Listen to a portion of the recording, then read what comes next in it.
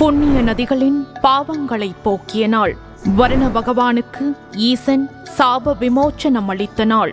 தட்சனின் மகளாக அன்னை பார்வதி தேவி அவதரித்த நாள். பூமியை மீட்க பகவான் விஷ்ணு வராக அவதாரம் எடுத்த நாள். தந்தைக்கு உபதேசம் செய்து சுவாமிநாதன் என முருகன் பெயர் பெற்ற நாள். இத்தகைய சிறப்புகள் கொண்ட அந்த ஒரு நாள் மாசிமக திருநாள்.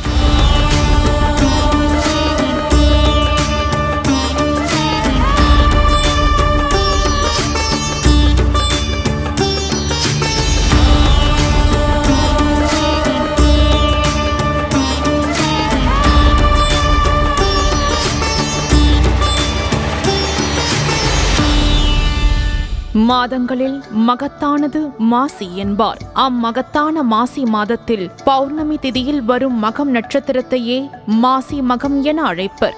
இம்மாசி மகம் சிவன், விஷ்ணு, அம்மன், முருகன் என அனைவருக்கும் உகந்த நாளாக கருதப்படுகிறது. பொதுவாக நம் பண்பாட்டில் கோவிலுக்கு அருகில் ஒரு குளமும் இருக்கும். ஏன் என்றால் உடல் தூய்மையடைய நீரில் இறங்குவோம், உள்ளம் தூய்மையடைய கோவிலில் நிற்போம். நீராடி தரிசனம் என்பதே முன்னோர் நமக்கு தந்த ஆன்மீக வழிகாட்டி. நாம் குளங்களிலும் ஆறுகளிலும் நீராடுவது உடல், மனம், கர்மம் சுத்தமடையத்தான். ஆனால் மனிதர்களின் பாவச் சுமைகளை தாங்கிய அந்த புனித நதிகள் தம்மை எங்கே சுத்திகரித்துக் கொள்வது? இவ்வினாவோடு சப்த நதிகளும் பரமசிவனிடம் அருள் வேண்டின. அருளாளன் சிவபெருமான் கும்பகோணம் நகர் மகாமக தீர்த்தத்தை சுட்டி மாசி மாதம் மகம் நட்சத்திர நாளில் அங்கே நீராடினால் பாவச்சுமைகள் தீரும் என அருள் உரைத்தார். அதன்படி அனைத்து புண்ணிய நதிகள் அங்கு சங்கமித்து தங்களை சுத்திகரித்துக் கொண்டன. அனைத்து புண்ணிய நதிகளும் சங்கமிக்கும் அந்த நாளில் மகாமக குளம் நதிகளின் சங்கம சக்தி நிரம்பிய திவ்ய தீர்த்தமாக விளங்குகிறது. நதிகளே சுத்தமடையும் அந்த புண்ணிய வேளையில் நாம் நீராடினால் நமது கர்ம இருள் கழுவி ஆன்மா ஒளிரும் மறுபிறவி தருணமாக சொல்லப்படுகிறது.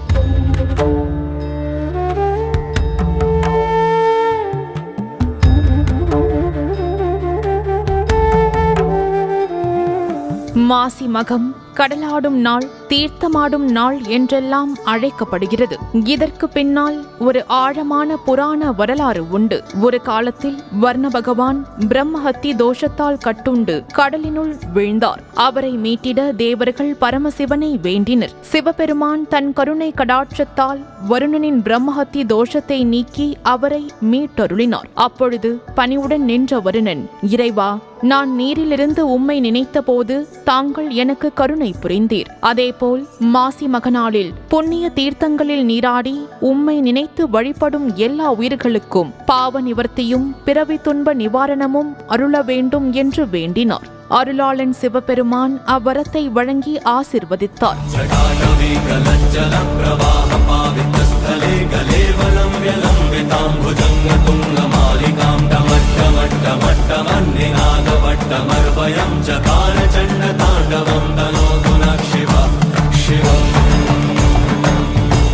அந்த நாள் முதல் மாசி மக தீர்த்தமாடல் பாவங்களை போக்கும் பரம புண்ணிய நிகழ்வாக இன்றளவும் சிறப்புடன் நடைபெற்று வருகிறது. மாசி மகம் நீராடல் மட்டுமல்ல, நீத்தார் கடனை நினைவு கூறும் புண்ணிய நாளாகவும் கருதப்படுகிறது. நதித்துறைகளில் நீராடி சூரிய பகவானை வணங்கி அங்கேயே முன்னோர்களுக்கு தர்ப்பணம் செய்தால் 7 தலைமுறைகளுக்கும் புண்ணியம் சேரும் என சாஸ்திரம் கூறுகிறது. பித்ரு கர்மங்களில் ஏற்பட்ட சிறு தவறுகளுக்கு கூட இந்நாள் பிராயச்சித்தமாக அமையும் என்பது நம்பிக்கை. அதனால்தான் அனைத்து நதித்துறைகளிலும் இந்த நாள் சிறப்புறுகிறது.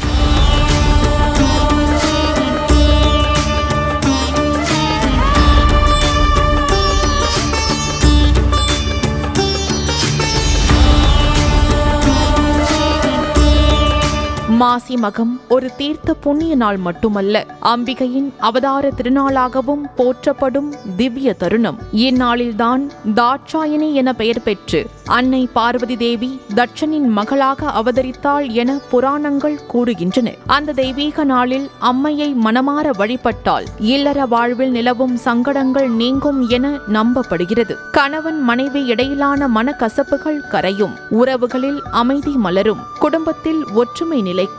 மாசி மகத்தன்று அம்மனை உளமாற பிரார்த்தித்து சாத்தியமானால் அபிஷேகம் செய்து அல்லது வீட்டிலேயே தீபம் ஏற்றி துதித்தால் அவள் அருள் குடிலை காக்கும் கவசமாக நிற்கும். இல்லறம் இனிமையடையும், வாழ்க்கை வளமுறும்.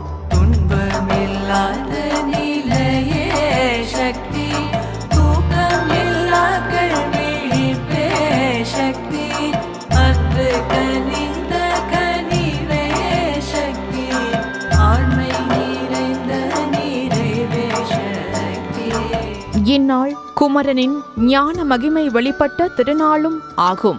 இந்நாளில்தான் பிரணவ மந்திரமான ஓம் என்பதன் ஆழ்ந்த அர்த்தத்தை தந்தை சிவபெருமானுக்கே உபதேசம் செய்தான் குமரன். அப்பனுக்கே குருவானான் அந்த அருள் வடிவான சுப்பிரமணியன். அதனால் தான் சுவாமிநாதன் என்ற திருநாமம் பெற்றான். மாசி மகத்தன்று முருகப்பெருமானை மனமாற வழிபட்டால் குழந்தை பாக்கியம் கிடைக்கும் என்பது நம்பிக்கை. குமரன் அருள் வேண்டி நின்றாலே போதும். மாசி மகம் சந்தான பாக்கியமும் சேர்ந்து அருள் புரியும் புண்ணிய நாள். சதுமரிகளே தந்த பரமகுருவாய் வந்த சரவணபவானந்தனே.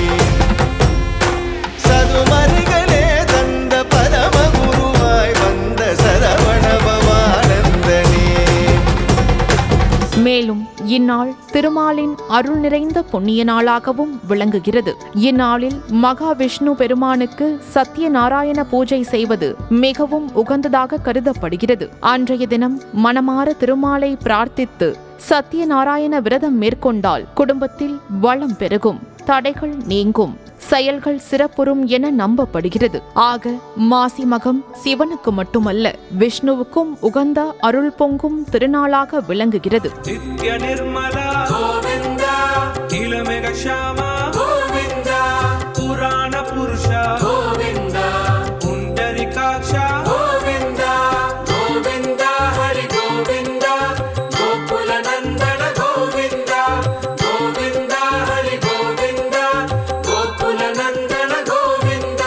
இந்த ஆண்டு மாசி மகம் மார்ச் 2ஆம் தேதி திங்கட்கிழமை கொண்டாடப்படுகிறது. இந்த புனித நாளில் நீர்நிலைகளில் நீராடுவது மற்றும் தெய்வ வழிபாடுகள் செய்வது மிகச் சிறந்தது. கும்பகோணம் மகாமக குளம் மட்டுமல்லாது சென்னையில் உள்ள பல முக்கிய கோவில்களில் இருந்து உற்சவ மூர்த்திகள் கடற்கரைக்கு கொண்டு வரப்பட்டு தீர்த்தவாரி நடைபெறும். அந்த வகையில் மெரினா கடற்கரையில் திருவல்லிக்கேணி பார்த்தசாரதி கோவில் உள்ளிட்ட பல கோவில்களின் சுவாமிகள் இங்குள்ள தீர்த்தவாரி இடத்திற்கு எழுந்தருளுவார்கள். திருவொற்றியூர் கடற்கரையில் திருவொற்றியூர் தியாகராஜ சுவாமி மற்றும் சுற்றுவட்டார கோவிலில் இருக்கும் தெய்வங்களுக்கு தீர்த்தவாரி நடைபெறும். பெசன் நகர் எலியட்ஸ் கடற்கரையில் தென்சென்னை பகுதி கோவில்களின் தீர்த்தவாரி சிறப்பாக நடைபெறும். இந்த நாளில் என்னென்ன வழிபாடுகள் செய்ய வேண்டும்? அதிகாலையில் கடல் அல்லது புனித குளங்களில் 3 முறை மூழ்கி எழுவது பாவங்களை போக்கும் என்று நம்பப்படுகிறது. அம்பாளுக்கு குங்கும அர்ச்சனை செய்வதும் சிவபெருமானுக்கு புனித நீரால் அபிஷேகம் செய்வதும் விசேஷம். முன்னோர்களுக்கு தர்ப்பணம் கொடுக்கவும் பித்ரு தோஷங்கள் நீங்கவும் இது சிறந்த நாள். ஏழைகளுக்கு உணவு மற்றும் உடைகளை தானமாக வழங்குவது அதிக புண்ணியத்தை தரும் என நம்பப்படுகிறது.